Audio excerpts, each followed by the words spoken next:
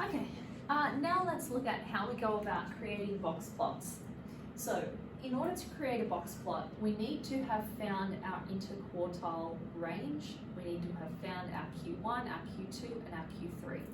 So, here we have some data. Let's go ahead and find our Q1, 2, and 3. So, to find Q2, which is the first thing you find, you're trying to find the median, you're counting inwards till you get to the one number in the middle. Remember, if there's two numbers in the middle, you find the number between those two numbers. But anyway, we've just got one number here, so that's our Q2. Then I want to find my Q1. So I'm counting inwards. This number 3 is my Q1. And I'm doing the same up here. This 10 here is my Q3. So in order to be able to draw a box plot, I need to have an x-axis or a number line down here so that I know what numbers I'm talking about. So I'm going to start by plotting these three things, my Q1, my Q2, and my Q3. So my Q1 is 3, so I'm going to put a line here. Because remember, you're drawing a box plot, and box plots are always drawn slightly above your number line. So that's my Q1. My Q2 is 7, so I'm going to put a line up here for my 7. My Q3 is 10. Cool. I'm going to connect these lines to form a box. Please excuse my awful drawing. Clearly I am not an art teacher. Great. So that's my Q1, here's my Q2, and here's my Q3. So I'm almost finished my box plot. Okay, so I've put that at Q3, which is my Q1. Sorry, that. So I've put this line at Q1, which was the number 3. My Q2 is at the number 7. My Q3 is at the number 10. Now, box plots have lines coming out of them. So usually you'll see a box plot with a line out this way and a line out this way. That just represents where the numbers go to. So the line that's down here points down to the first number, but our first number is actually 3, so this box plot doesn't need a line down this end. However, our our set of data goes all the way to the number 20. So we're going to have to draw a line from the end of our box plot all the way out to the number 20. And that just tells us what the last digit is in our data.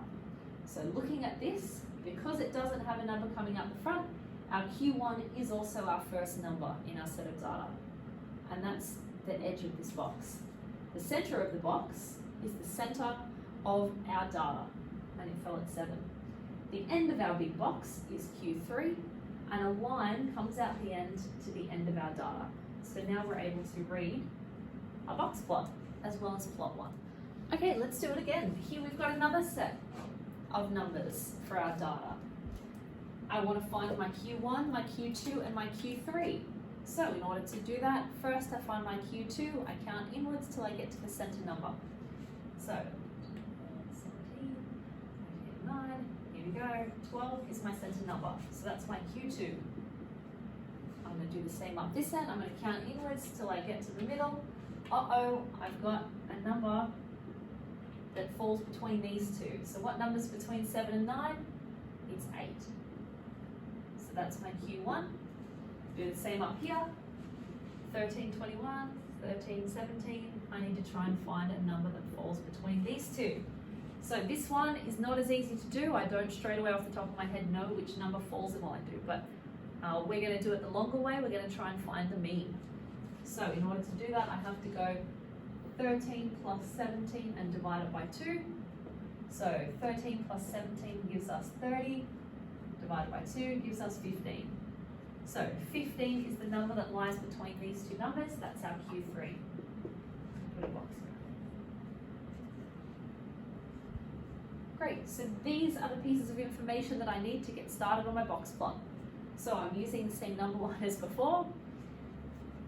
And I start by drawing a line at the number 8 for my Q1. So I go across here, I find the number 8, and I'm going to put a line. And I'm going to draw a line for my Q2, which is 12. So I'm going to keep going, put a line at 12. Then I'm going to go ahead and put a last line here for Q3, which is at 15. There we go. I'm going to connect my shabbily drawn lines. Oh, terrible, truly terrible.